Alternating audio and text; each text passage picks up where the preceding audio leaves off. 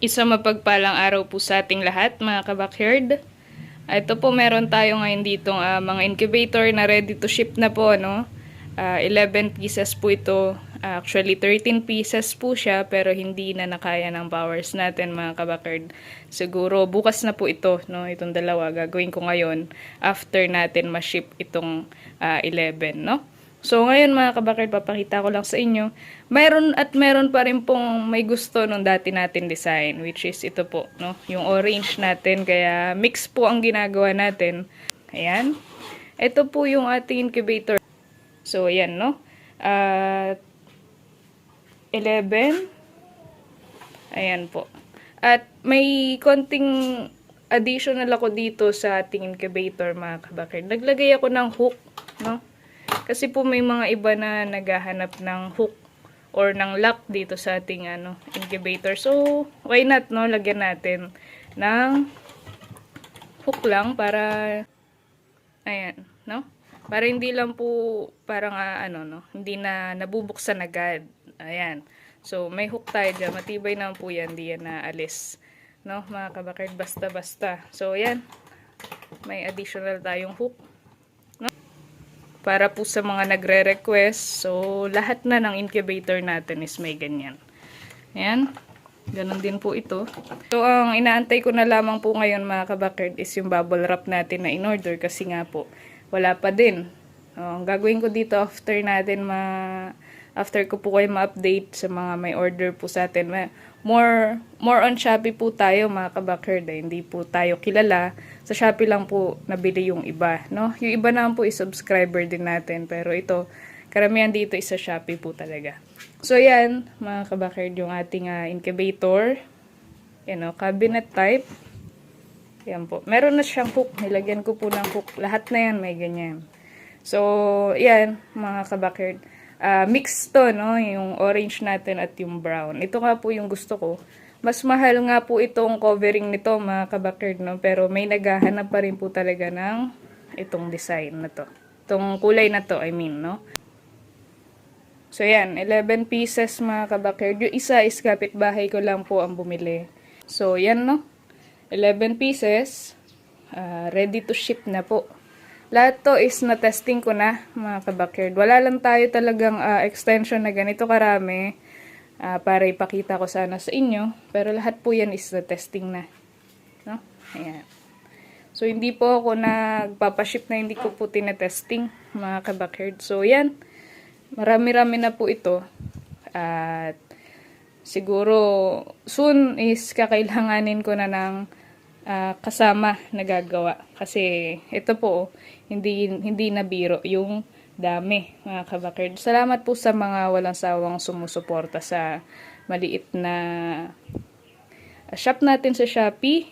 At 'di ba? Marami po tayong kakompetensya, pero may kita nyo naman po, mga kabakard, ito. Proven and tested naman na po. So, yan, no? Maraming salamat po sa mga sumusuporta. Although maliit pa lang po yung shop natin sa Shopee, ilan pa lang po yung sold natin. Pero may mga tumatangkilik pa rin po, no? May tumatangkilik para nasa ganun tumaas yung ating ratings. So, ayan, mga kabakard, though kahit na maramihan na yung gawa natin, yung quality naman po is ganun pa rin, no? Ayan. Kagaya pa rin po nung dating pa isa-isa lang. Ngayon is kahit marami, ganun pa rin po. So, yung quality pa din yung habol natin, no? Hindi lang po yung dami ng benta. So, ayan, mga kabakard. Ito, pinasilip ko lamang po sa mga umorder nito, mga kabakard, Visayas, 3 to 5 days. Ganun din sa Luzon, 2 to 3 days. At sa Mindanao naman is 5 to 7 days, no? So, ang kasama nitong ating incubator, mga kabakard, is 2 free na bulb at isang manual guide, no? Which is ina-attach ko nga po sa mismong incubator para hindi natin nawawala. At kahit halimbawa maiwan natin, no? Pwede nang sundin ng maipaghahabilinan natin ng mga papisa natin. So, yan. Marami-rami itong babalutin natin. Abutin tayo ng hapon nito. Kaya nga po, kinakausap ko yung rider na pipick up sa JNT na kung pwede is gabihin yung pag-pick up, no? Kasi marami po ito, mga kabackyard. So, yan. Inaantay ko pa yung isang bubble wrap kasi ito nga po ay hindi nakakasya. Siguro dalawa na lang po ang mababalot nito or tatlo. Hindi, dalawa na lang po ito, mga kabackyard, no? So, ayan mga kabackyard, papakita ko lamang po sa inyo itong isa nating incubator.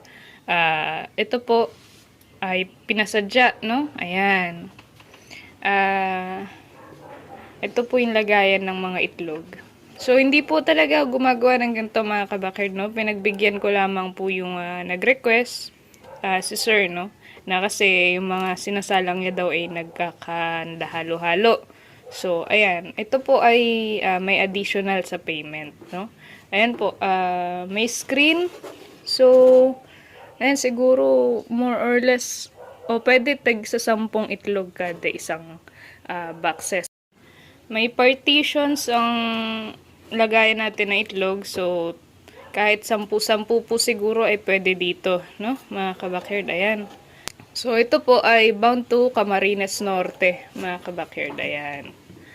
Ito po yung ano natin, 30 to 50 capacity. Ito, no? So, ito po yung original na matatanggap nyo kung sakali. Ganito po siya, no? So, yung isa, yung pinakita ko po sa inyo sa itaas ay pasadya po, no? Ayan. Ganito lang po talaga yung binibenta natin sa halagang 1,400, no? Hindi po kasama shipping fee. 1,600 to 1,800 po pagkasama na ang shipping fee, no? So, ayan. Ito siya. No, mga kabackyard, ayan. So, 40 capacity to 30, 35, ganyan yung ilalagay dito, no? So, ayan. Pinagbigyan ko lamang po. Tapos, may dalawang bumbilya na kasama. Yan, no? So, ayan, buti nakita natin. Halisin natin ito.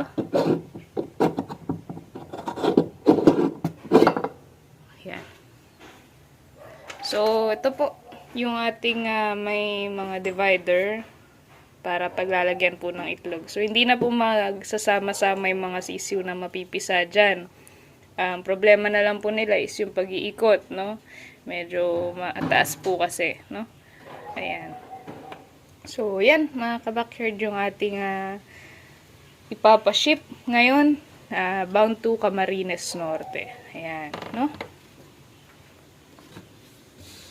So, marami pa po tayo dito. Ito yung ating, meron tayo yung gagawin natin na 120 capacity. Tapos yung apat na, tapos yung apat po na 50 or 30 to 50 capacity, no? Yan po yung ating papaship today, no? Yan. So, ganyan po.